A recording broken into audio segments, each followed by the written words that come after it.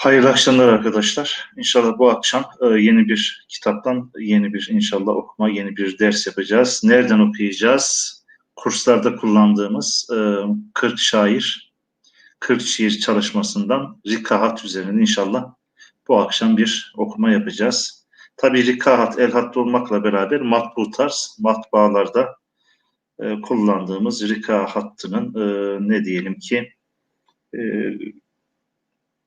yani matbu olarak basılmış Rikahat diyelim kısaca. Kitabımız 40 şair ve 40 şiir adlı bir çalışmadan olacak inşallah. Evet, 31 tabi burada Rika'da sayılarda bir rakamlarda bir değişiklik oluyor. Burada biz 2 olarak gördüğümüz rakamı 3 olarak okuyacağız. 31. Şairimiz kimmiş? Kul Nesimi'ymiş. Bakalım Kul Nesimi kimmiş arkadaşlar? Hayatıyla ilgili malumatı, bilgi kısmını inşallah ben okuyorum. Ondan sonra şiir kısmına geldiğimiz zaman sizin okumanızı ne yapacağız? Rica edeceğiz. 17. yüzyılda Osmanlı Devleti'nde yaşamış halk ozanı, hakkında az bilgi bulunmaktadır. Hece ve aruz ölçülerini kullanmış.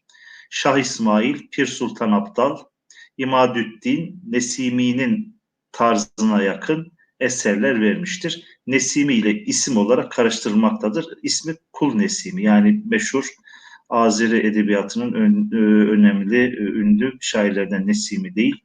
17. yüzyılda 1600 yıllarda Osmanlı coğrafyasında yaşamış Kul Nesimi'den ne yapacağız arkadaşlar? Bir şiir okuyacağız, bir ilahi okuyacağız. Evet, Yandı Yürek Yar Elinden adlı şiirini okuyacağız. Birinci dörtlüğe şöyle bir göz atalım arkadaşlar. Birinci dörtlüğü şöyle okuyalım. Siz de bir faaliyet yapmış olun inşallah. Ve okumuş olduğumuz bu dörtlüğü de mesaj kısmına yazalım. Buyurun. Evet, hayırlı akşamlar demiş Cemile Hanım. Hayırlı akşamlar diyoruz biz de.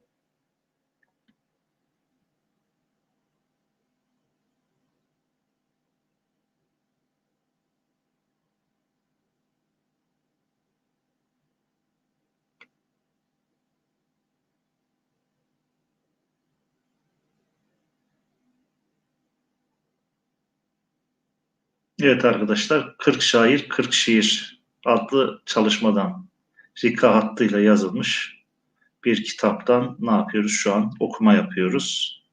Kimden okuma yapıyoruz arkadaşlar? 17. yüzyılda yaşamış Kul Nesimi adlı bir şairden okuma yapıyoruz inşallah. Hayatıyla ilgili kısa bilgiyi biraz önce ben okudum. Şimdi onun şiirinden birinci dörtlüğü inşallah okuyalım ve mesaj kısmına yazalım. Şöyle biraz büyütebilir miyiz? Biraz büyütelim. Öyle daha rahat görürsünüz, okursunuz. Bir parça daha büyütelim inşallah. Evet, şimdi biraz daha iyidir herhalde.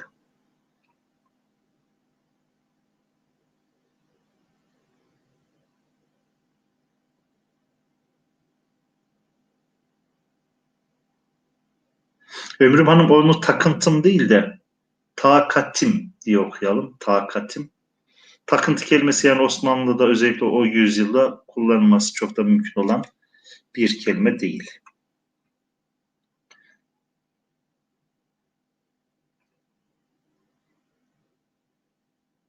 Evet, okundu arkadaşlar. Okuyanlar var.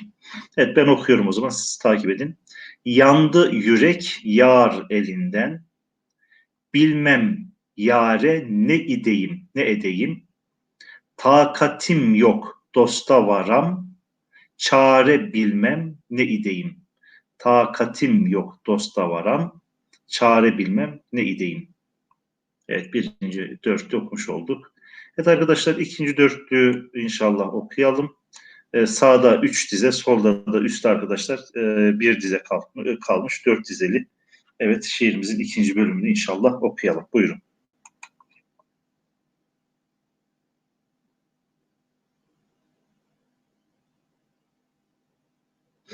Evet, hayırlı akşamlar demiş Ahmet Rumuzlu arkadaşımız. Hayırlı akşamlar diyoruz biz de inşallah ona.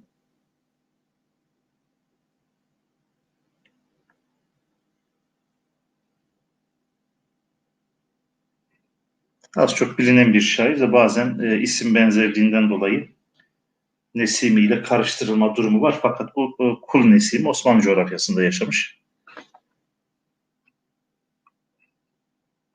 Evet arkadaşlar, ikinci dörtlüğe geçtik.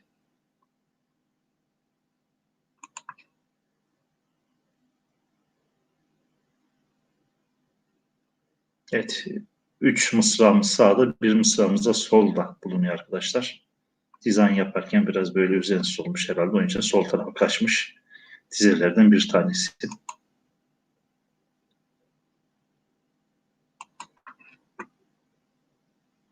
Evet, okuyorum birinci dizeyi. Okuyanlar var. Bir yara. Yare şeklinde dediği okuyabiliriz. Bir yara veya bir yare dışarıdan olsa.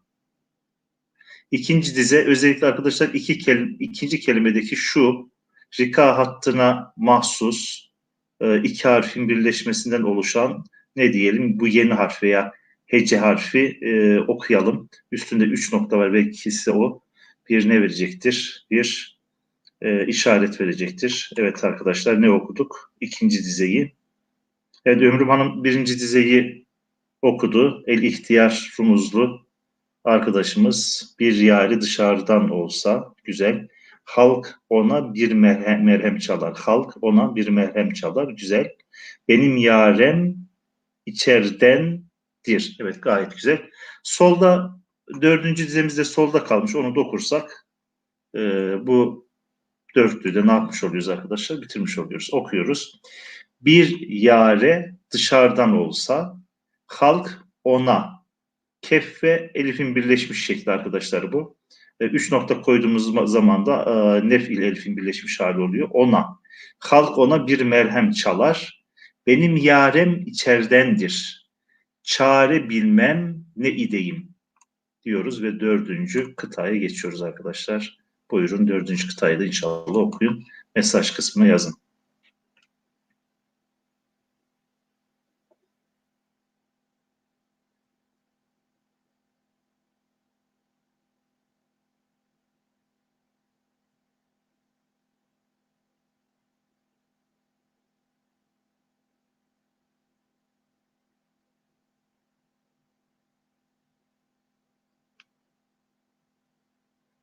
Evet, sonradan girenler için bir hatırlatma yapalım.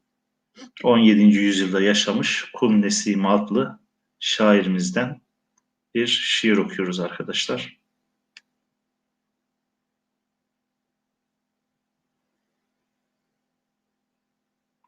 Evet, okuyorum arkadaşlar. İki hekim geldi üstüme. Biri dilli, birisi lal. Dilliye cevap veremedim. Bilmem ki lale ne diyeyim. Bilmem ki lale ne diyeyim. Evet arkadaşlar. Son dörtlüğe geçtik. Şairimizin mahlasının da bulunduğu son dörtlüğe geçtik. Evet, bir önceki dörtlüğü El İhtiyar, Cemile Hanım çevirmişler. Güzel, yani şey yok, problem yok çeviride.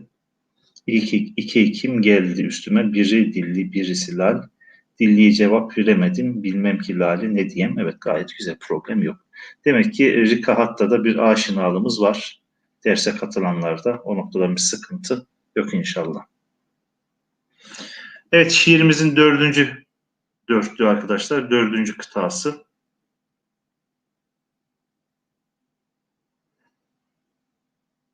Evet, iki hekim geldi yazmıştım. Yani o tip hatalar oluyor. Biz de yapıyoruz. Onlara takılmıyoruz. Evet, iki hekim geldi üstüme. Problem yok inşallah.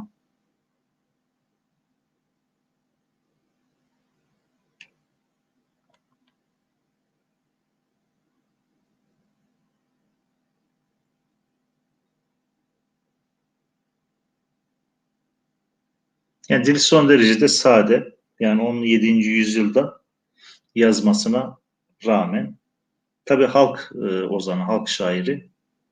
O noktadan dilin zaten sade olması beklenir. Ama tabii ki 17-18. yüzyılda, 19. yüzyılda halk şairlerin dilinde de bir ağırlık var arkadaşlar. Özellikle 18. yüzyıl halk şairlerinin şiirleri üzerine divan şiirinin veya dilinin etkilerinde ne yapıyoruz görüyoruz. Zaten şairimiz Kul Nesim'i aruz ölçüsünde kullanıyor. Yani özellikle 17-18. yüzyılda halk şairlerin, ozanların bir kısmının üzerinde, şiirlerin üzerinde divan şiirinin bazı etkilerinde ne yapıyoruz görüyoruz. Ve okuyoruz. Nesimiye, dediler ki eki arkadaşlar dilimize Farsçadan girmiş, ekledik ama bağlaç, ki bağlacı. Bu Farsçada yazıldığı haliyle yazıyoruz. Yani kef ve h şekilde yazılıyor. Eğer y ile yazılsaydı uzun okunması icap ederdi. Onun için bir nevi etkisiz eleman h ile yazılıyor arkadaşlar. Yani eğer y yazılsaydı dediğim gibi uzun okunması icap ederdi. Onun için ki bağlacı kefin sonuna h konularak yazılıyor. Evet, derdine bir derman ara. Bize derman haktan ola, çare bilmem ne ideyim diyoruz ve Kul Nesimi'nin şiirini arkadaşlar geçiyoruz. Kime geldik sırada? Kitabımızda 32. sırada Niyazi Mısri var. Evet, Niyazi Mısri meşhur biliyorsunuz arkadaşlar. 17. yüzyılda yaşamış önemli mutasavvıflardan ve şairlerden bir tanesi. Tekkesi en son vazife yaptığı tekkesi ve türbesi arkadaşlar Limni adasında. Aslen nereli? Aslen Malatyalı arkadaşlar. Eğer içinizde Malatyalı olan varsa belki biliyordur. Ben şöyle hayat kısmını arkadaşlar ben okuyayım. Niyazi Mısri kimmiş? Niyazi Mısri denmesinin sebebi arkadaşlar Mısırlı olduğundan dolayı değil. Belli bir dönem Mısır'da ikamet etmesinden, Mısır'da eğitim görmesinden kaynaklanıyor. İşte Limni Adası'nda yaşıyor belli bir dönem. Aslen zaten Malatyalı arkadaşlar. Asıl adı Mehmet olup 9 Mart 1618'de yani 17. yüzyılda Malatya'nın şimdiki adı Soğanlı köyünde dünyaya gelmiştir. Malatya'nın Soğanlı köyünde dünyaya gelmiştir. Niyazi ve Mısri ise mahlaslarıdır. Niyazi ve Mısri. Yani bazı şiirlerinde Niyazi, bazı şiirlerinde Niyazi Mısri ama Niyazi Mısri daha çok isim olarak onun için kullanılıyor. Mahlaslarıdır. 1655 yılında Halveti Şeyhi Sinan Ümmi'den hilafet alarak irşada mezun kılınmıştır. Evet bir daha okuyorum. 1655 yılında Halveti Şeyhi Sinan Ümmi'den hilafet alarak irşada mezun kılınmış. Memleketin pek çok yerinde vaazlar vererek halkı irşat etmeye çalışmıştır. Sürgüne gönderildiği Limni adasında yani zamanın idaresiyle ve sultanıyla arkadaşlar çok arası iyi değil. Evet sürgüne gönderildiği Limni adasında 1694 senesinde vefat etmiştir. Türbesi aynı adadadır. Elhamdülillah diyoruz ki türbesi ve tekkesi hala yıkılmamış, ayakta inşallah iyi bir neyden geçer, restoreden geçer. Allah da görmeyi ne yapar bize nasip eder diyelim. Evet, Niyazi Mısri'nin Arzularsın redifli arkadaşlar bir şiirini okuyoruz. Beyitler halinde yazılmış. Evet, birinci beyitten başlayalım arkadaşlar. Buyurun.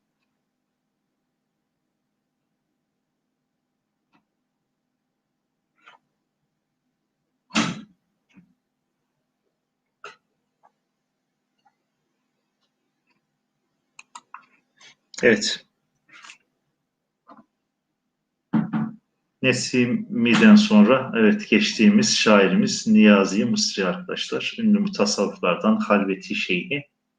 Mısır'da eğitim gördüğünden belli bir dönem Mısır'da bulunduğundan dolayı Mısri nahlasını kendisi kullanmış. Aslen Malatyalı arkadaşlar. Fakat Limni adasında ikamet ederken orada vefat ediyor. Türbesi ve tekkesi orada bulunmakta diyoruz. Evet birinci beyt okuyoruz. Buyurun.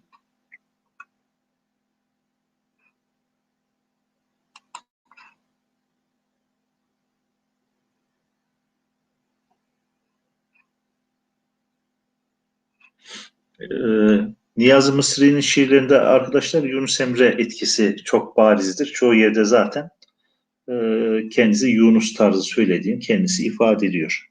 Mesela Kul Nesimi'de kimin etkisi vardı? Yani kendisinden önce yaşamış Nesimi'nin etkisi vardı. Pir Sultan Abdal'ın etkisi vardı. Şah İsmail'in etkisi vardı. Onların tarzında veya konu itibariyle onlara yakın yazıyordu. Ama Niyazi Mısri ise daha çok Niyazi Mısri şiirlerinde dil olarak da, üslup tarzı olarak da veya konu olarak da Yunus Emre tarzı böyle daha böyle baskındır ve kendisini hissettirir arkadaşlar. Evet, Celime Hanım okudu. El İhtiyar Rumuz arkadaşımız okudu. Okuyorum arkadaşlar. Nadanı terk etmeden yaranı arzularsın. Hayvanı sen geçmeden insanı arzularsın. Evet, ikinci beyte bakıyoruz arkadaşlar. Orayı ben okuyayım. Men arefe nefsehu fakat arefe rabbehu. Bu tasavvufları çokça kullanmış olduğu, kendilerine rehber ettikleri bir hadis arkadaşlar. Men arefe, kim ki bildi nefsehu, nefsini, fakat arefe rabbehu, o Rabbini bildi. Nefsini bilen Rabbini bilir ibaresi. Yanlış söylemeyeyim, hadis dedim ama şu an yanlış söylemiş olabilirim. Bakmam lazım ama hadis olarak biliyorum. Yani Rabbini, nefsini bilen Rabbini bilir manasına Arapça bir ibare. E, Hadis olarak da biliyorum. Yani şu an zihnimde öyle, inşallah yanlış söylememişimdir. Evet, men arefe nefsehu fakat arefe rabbehu, nefsini sen bilmediğin sübhanı arzularsın. Yani burada diyor ya, nefsini bilen diyor Rabbini bilir. Sen diyor bu hadisi veya bu sözü biliyorsun fakat nefsini sen bilmedin, sübhanı arzularsın. Yani Allah'ı arzularsın, Allah'a kavuşmak istersin fakat sen nefsini bilmeden Rabbini bilemezsin manasına gelen burada bir ne diyelim söz arkadaşlar diyoruz. Bir sonraki beyte geçiyoruz. Buyurun. Evet, sağdaki sen ile başlayan beyti inşallah okuyalım ve mesaj kısmına yazalım. Evet, Cemile Hanım yazmış. Men arefe nefsehu fakat arefe rabbehu. Nefsini sen bilmeden Sübhan'ı, yani Sübhan olan Allah'ı arzularsın. Biraz büyütelim arkadaşlar inşallah.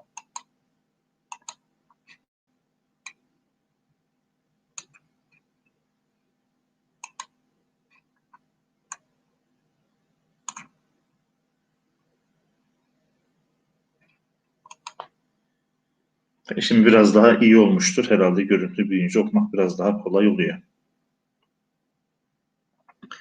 Evet, A.A. Rumuzlu diyelim arkadaşımız okumuş birinci dizeyi.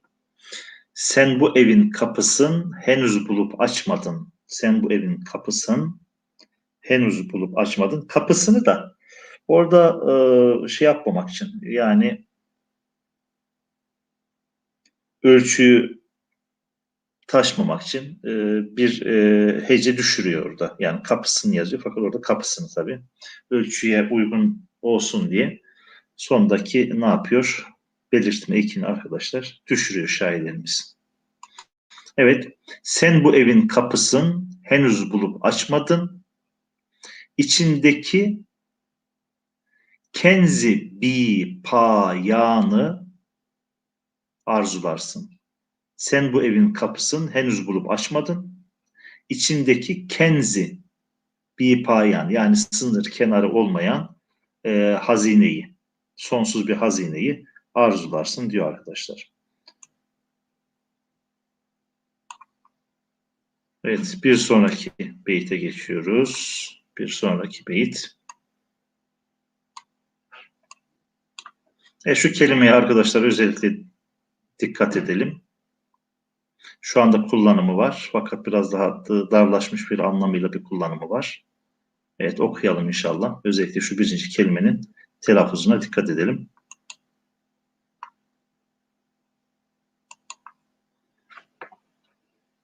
Dışarı kelimesinin arkadaşlar, bu kelime dışarı kelimesinin aslında eski bir versiyonu şiirlerde çokça kullanılır. Eski metinlerde çokça karşımıza çıkar. Fakat şu an sadece başkentin veya büyük şehrin dışındaki alanlar için. Mesela diyelim ki Osmanlı zamanında İstanbul'un dışındaki her yer için kullanılan bir ibare. Başkentin dışındaki yerler, kırsal yer anlamında daha çok.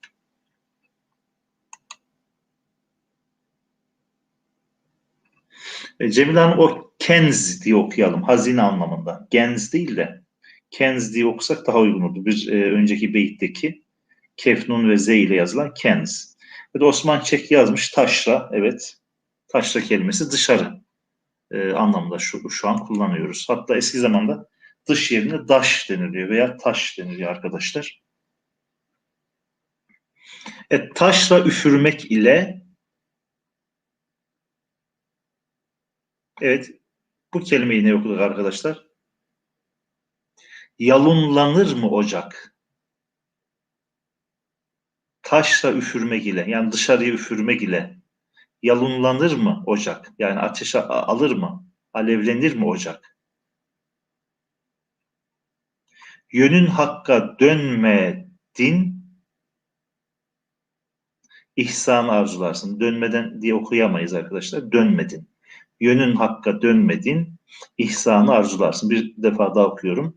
Taşla üfürmek ile, yani ocağın dışına üfürmek ile, üflemek ile yalunlanır mı ocak? Yani ocak ateş alır mı?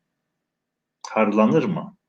Yönün hakka dönmedin, ihsanı arzularsın. Yani Allah'a dönmeden Allah'tan ihsan, iyilik ve teveccüh arzularsın manasına. Evet.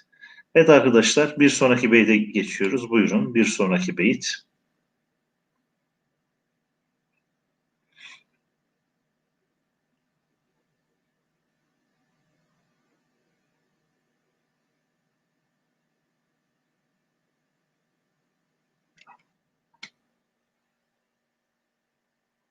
Evet, sonradan girenler için bir hatırlatma yapalım. Ne yapıyoruz? Şu an Niyazi Mısri'den arkadaşlar bir ilahi okuyoruz.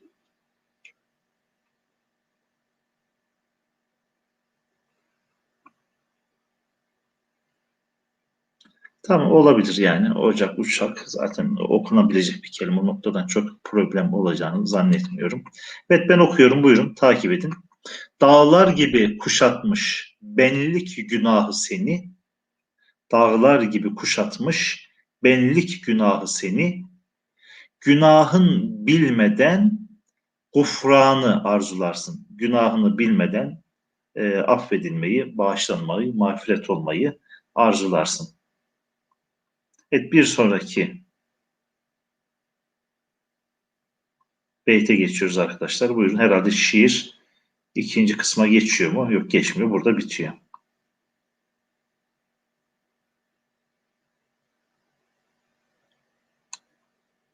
Sağda soldan son kısmı alınmamış herhalde arkadaşlar. Çünkü mahlasının bulunduğu şey değil, beyit değil. Evet, Niyazi Mısri'den okuduğumuz şiirin son inşallah beytinde son kısmını da okuyalım. Buyurun.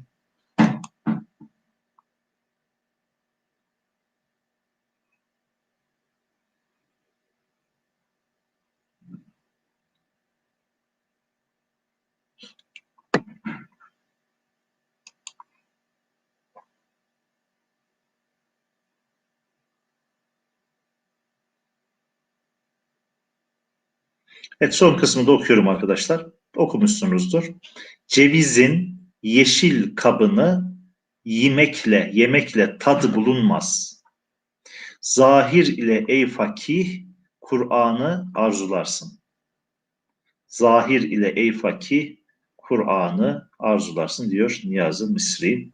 Evet Niyazi Mısri'yi arkadaşlar bitirdik. Bir sonraki sayfamızda hangi şairimiz var? Şöyle bir bakalım. Evet Mehmet Akif İnan. Evet Mehmet Akif İnan. Nereye gittik arkadaşlar? Şanlıurfa'ya gittik.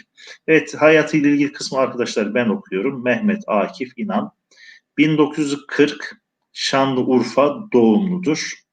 Yedi güzel adamdan biridir arkadaşlar. Biliyorsunuz beraber Maraş Lisesi'nde okuyan 7 arkadaşın oluşturmuş olduğu bir grup.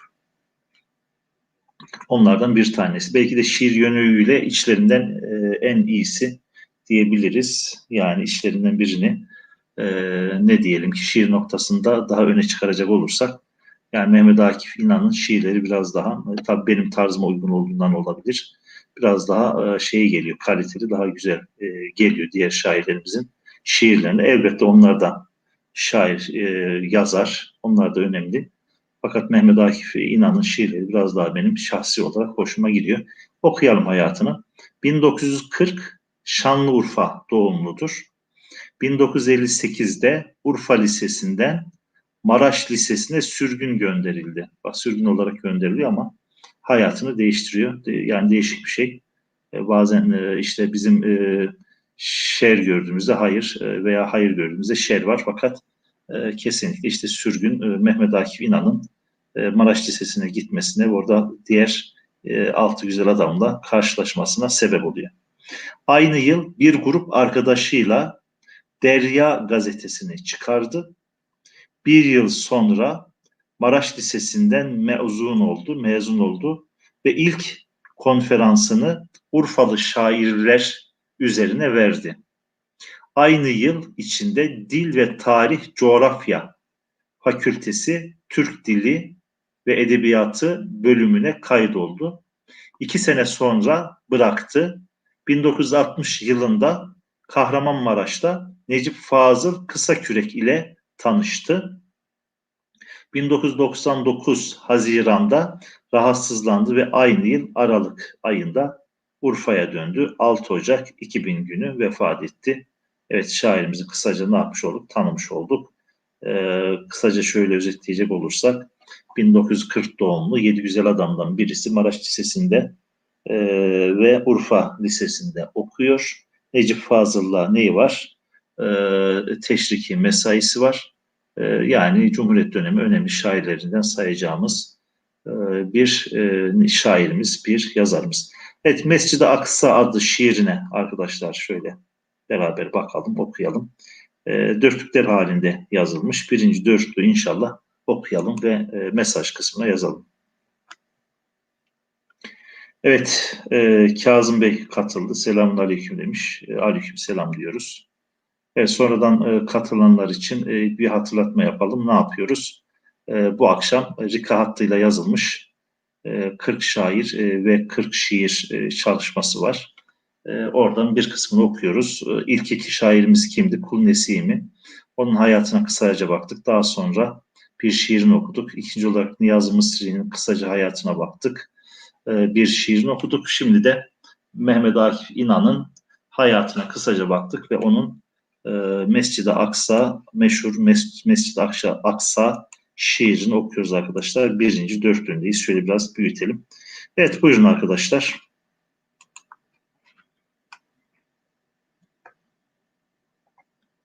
Meşhur bir şiir zaten. Ezgi olarak da seslendiriliyor diye biliyorum. Belki Mescid-i Aksa üzerine yazılmış Türkiye'deki en güzel şiirlerden biri arkadaşlar.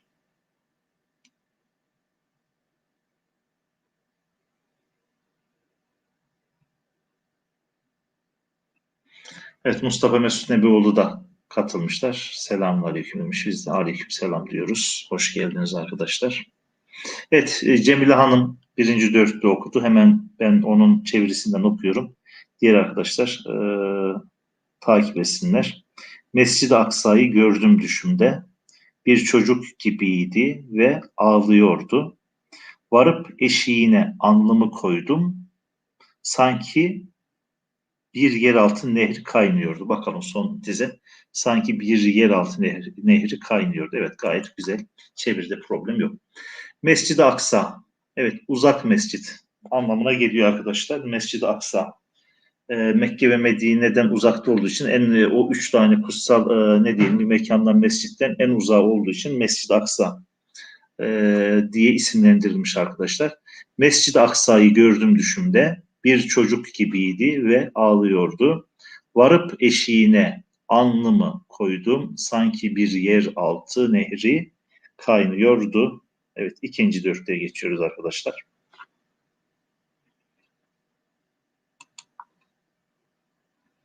Evet, Nihal Hanım birinci dizeyi çevirmiş. Mescid-i Aksa'yı gördüm düşümde. Tamam.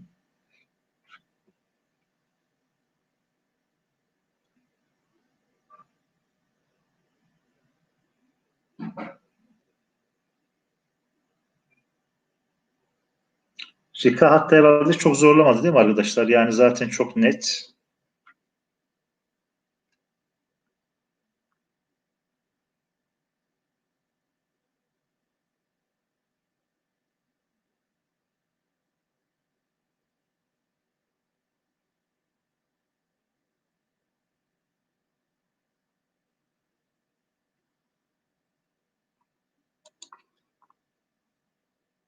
Bir de son derece sade arkadaşlar.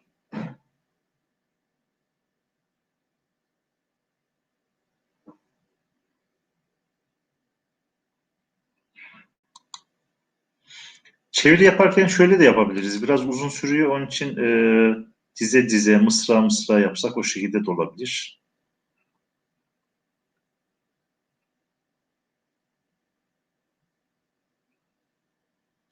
Evet arkadaşlar okumuşsunuzdur. Ben okuyorum. Takip edin. Gözlerim yollarda bekler dururum. Nerede kardeşlerim diyordu bir ses. İlk kıblesi benim ulu nebinin. Unuttu mu bunu acaba herkes? Diyoruz. Bir sonraki arkadaşlar dörtlüğe geçiyoruz. Evet, üçüncü dörtlükteyiz arkadaşlar.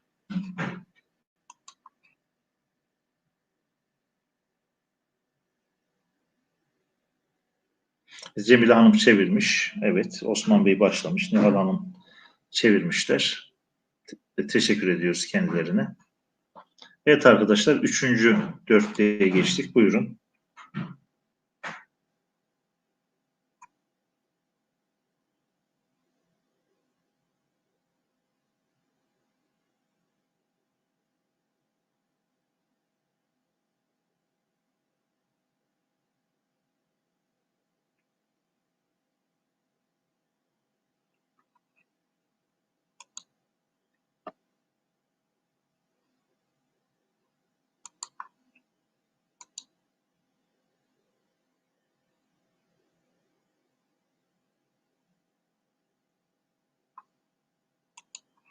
Evet, okumuşsunuzdur arkadaşlar. Zor olmadığı için ben okuyayım, siz takip edin.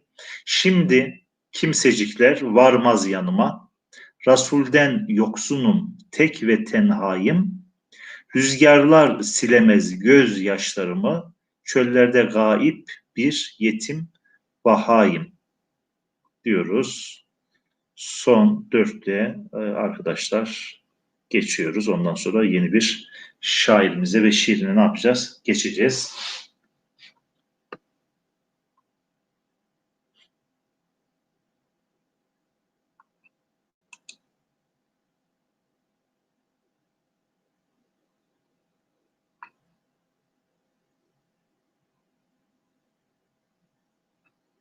Evet, Cemil Hanım bir dörtlük okumuşsunuz ama benim açmadığım bir dörtlük mü yoksa üstte mi kaldı? Evet. Şöyle bakıyorum. Öyle bir dörtlük yok. İnternetin faydaları herhalde. Bir sonraki dörtlük. Evet Cemil Hanım, evet Burak dolanır diyorlarında miraca yol veren hız üssü idim. Bellidir kutsallığım şehir ismimden. Her yana nur saçan bir kürsüydim ama bu dörtlük burada yok arkadaşlar. Kısaltarak alınmış şiir.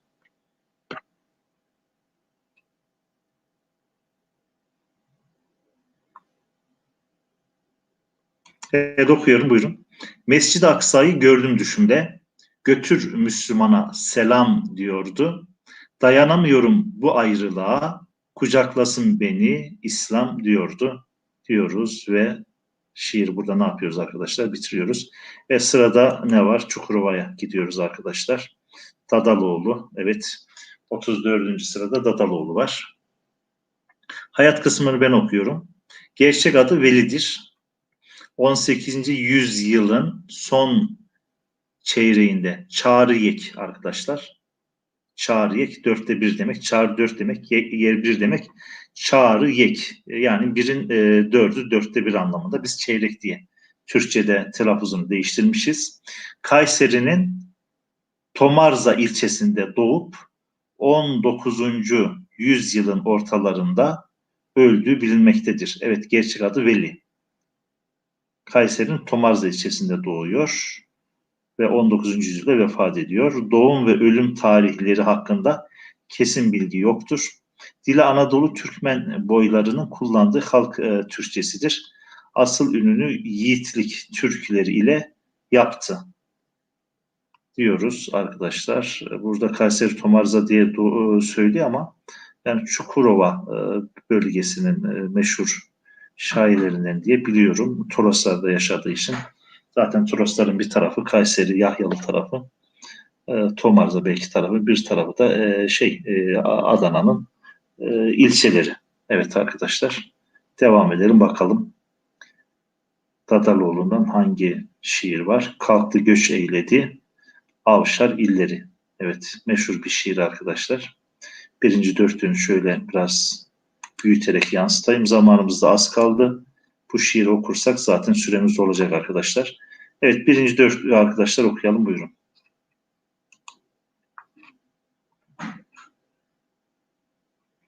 Evet, Cemile Hanım ne demiş? Bir önceki dörtlüğü ezbersiniz. Ben ezbere değilim ama güzel bir şiir yani. Yani Mescid-i Aksa ile ilgili yazılmış en güzel şiirlerden bir tanesi.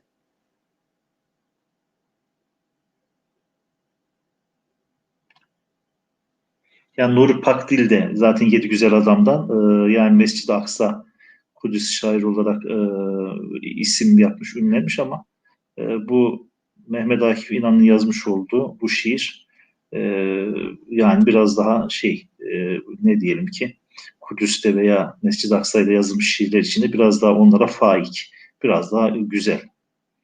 Hem ahengi hem ne diyelim ki şiir dili daha güzel. Yani veya benim öyle hoşuma gidiyor arkadaşlar. Onun için Mehmet Akif İnan'a da Kudüs şairi, Mescid-i Aksa şairi diyebiliriz. Nuri Pakdil'e denildiği gibi.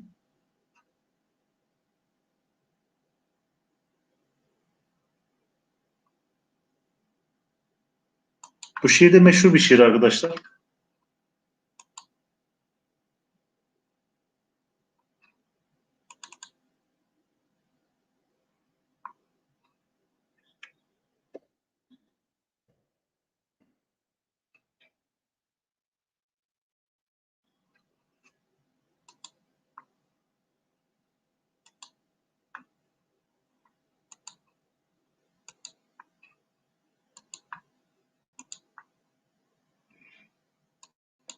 Evet, çevirenler var.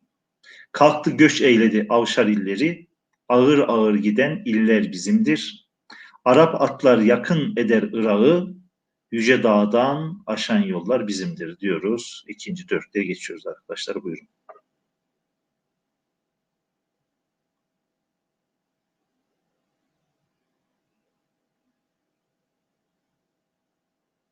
Şu kelimeye arkadaşlar biraz dikkat edelim. İran bölgesinde, İran'da bir bölge veya bir şehir ismi. Telaffuzunu ona göre yapalım. Esrel okuyalım birinci kelimeyi. Belki biliyorsunuzdur zaten.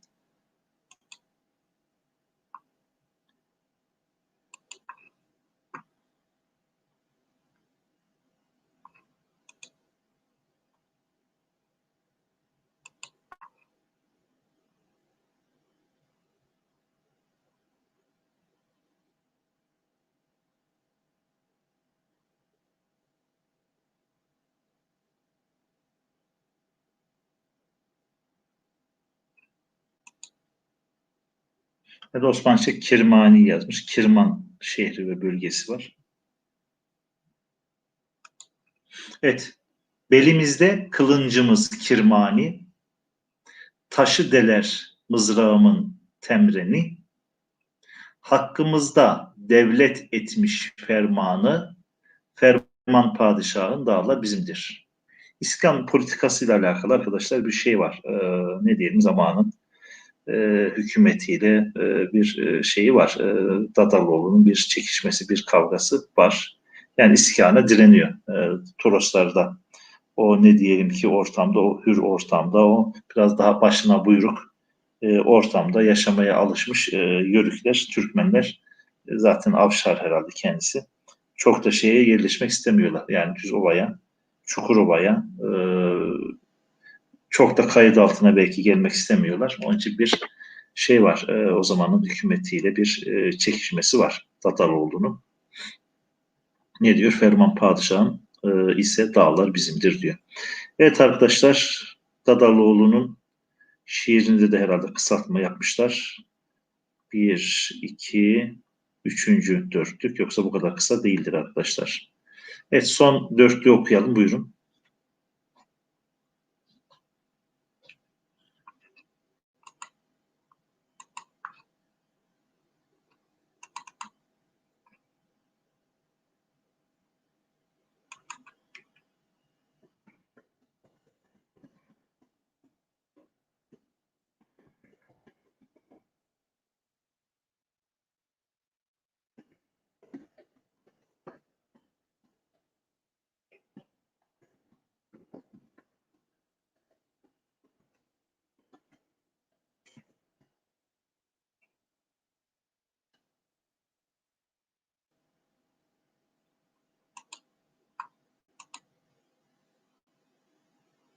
Evet, Cemile Hanım, Germanlı değil de Kirmani. O şekilde okuyacağız. Evet arkadaşlar, son dörtlüğü okuyorum. Dadal oğlum bir gün kavga kurulur. Dadal oğlum bir gün kavga, gavga şeklinde yazılmış. Kurulur.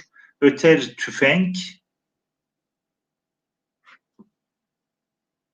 davlumbazlar urulur. Öter tüfenk, davlumbazlar urulur. Yani vurulur.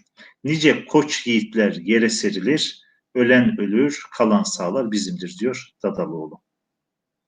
Evet arkadaşlar, 35. şairimiz kimmiş? Aziz Mahmut Hüdayi Hazretleri. Zamanımızda çok az kaldı ama evet, ne zaman yaşamış?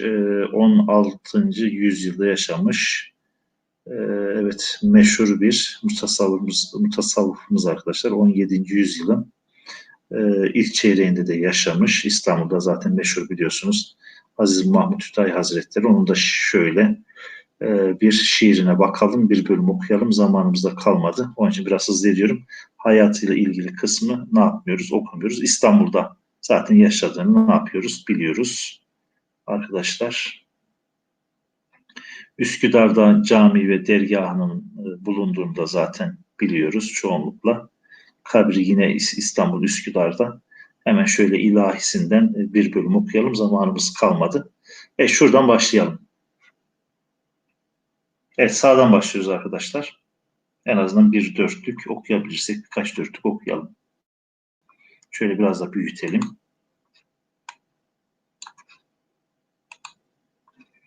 Osmanlı dönemindeki mutasavvıfların ekserisini zaten bilirsiniz arkadaşlar. Ekserisi şiirler söylemişler, ilahiler söylemişler arkadaşlar.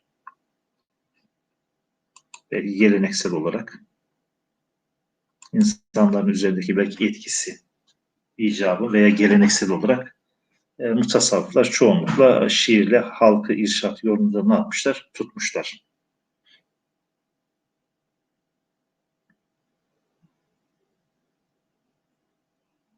Evet, birinci dörtlüğü okuyoruz arkadaşlar. Dost ile ettiğin ahdi unutma. Gel gönül dost illerine gidelim. Sakın bu faniyi de sen vatan tutma. Gel gönül dost illerine gidelim. Evet arkadaşlar, şu son dörtlüğü de okuyalım. Ondan sonra dersimizi inşallah tamam edelim.